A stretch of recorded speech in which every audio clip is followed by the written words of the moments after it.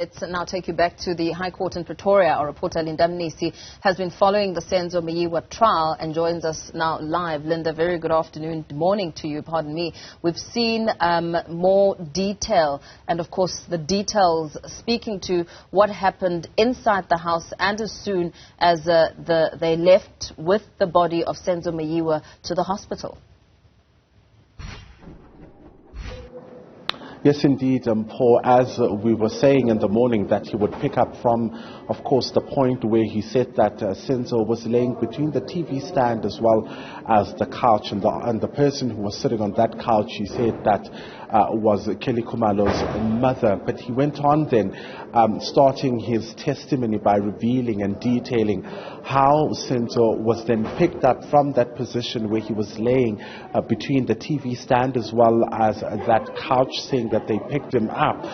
And at that point, there was quite a number of people who were already at the house, and he says he suspects that those were neighbors, in fact, who helped them carry him to the vehicle. He went as far as describing how he was carrying him, saying that he had his arms around his armpits, and that they carried him to his BMW, going as far as detailing and where the car was situated at that particular time. You would have seen the pictures that are being shown to him in court, and he says, where the wall is written in white, that's where the car came and it parked there. They put him inside that BMW that we've been seeing in those pictures. He details that that particular BMW belongs to the late Senzo Meyiwa. He then takes us into the vehicle itself and how they were seated in the sitting arrangement there, saying that when they got into the car, it was in fact him, and he had Senzo's head on his lap, and then in the middle there was Mto. Mto is one of Senzo Meyiwa's friends, as well as Zandi Khumalo, who was the sister, or is the sister, of Kelly Khumalo. He says throughout the journey, he was covering the gunshot wound with a face cloth that he was given by one of the neighbors, describing it as light blue, saying that at some point he remembers, because Kelly Khumalo was the one who was driving that vehicle, he remembers how she was also reprimanded not to drive fast. He then takes us into the hospital around what happened when they arrived there. What he says is that they asked for a stretcher from the staff of the hospital. This is now Butsilong Hospital. And the staff came with a wheelchair. And they then told the staff that, in fact, they needed, a stretcher. The stretcher came, they put Senzo on the stretcher, and he was wheeled into the hospital where they were left waiting in the waiting area. He describes it as an area where there were benches. The nurse then came back with a photo of the X-ray, he says, and asked to speak to an elderly person. He describes that Kelly Khumalo's mother then went to speak to the nurse, and she came back crying, then informing them that Senzo Meyiwa had died. They asked to see him, view his body. They were allowed to view his body, and he says later, the second time around, he was also allowed to view his body, where Kelly Khumalo followed him. He says he kissed him on the forehead, and then Kelly Khumalo took off his watch. So he was describing then, at the end of his testimony, describing what happened when they came out.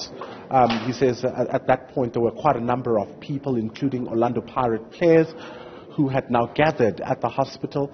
Mandisa, who is at the time was the wife of Senzo Meyiwa, was also present. He says there was chaos when they came out, and he suspects that it was Mandisa as well as Kelly Khumalo who were having a go at each other because he saw there was hair on the ground.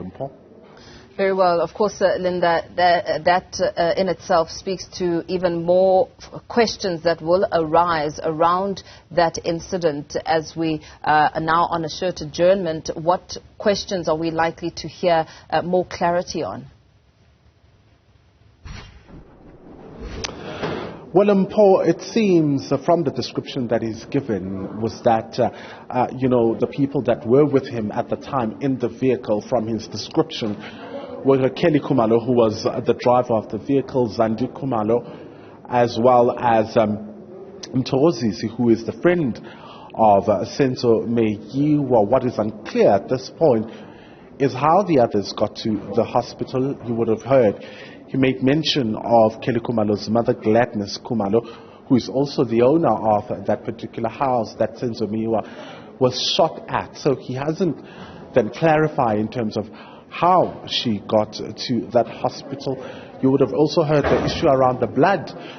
Asked what could have caused the blood or the blood spots, because he described it earlier, saying that in fact those were blood spots that were coming out of Senzo. But at the time when they were still inside the house, the blood wasn't flowing. It only started flowing when they were in the vehicle. He says in the vehicle, you know, even newspapers that were in the vehicle were covered in blood. So then we're expecting more questions around the blood itself. At what point, it started flowing, because he said that he did not remember really, and his mind was not there. But what he saw was the blood flowing when they were in the vehicle, which of course led to the blood also covering the newspapers that were inside the house. You'll remember, Paul, that this is still evidence in chief.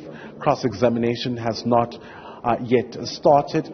Advocate Zandile Mshololo, as well as Titi Tobani, who's representing accused number 125, Titi Tobani representing accused 124, and Advocate Mshololo representing accused number 5. They'll be then asking those clarities, seeking questions, poking holes through, the testimony that he gave during evidence in chief. Very well, Linda Mnisi, we leave it there for now. Of course, giving us a breakdown of what you've been hearing in the High Court in Pretoria over the Senzo Meyiwa murder trial. Still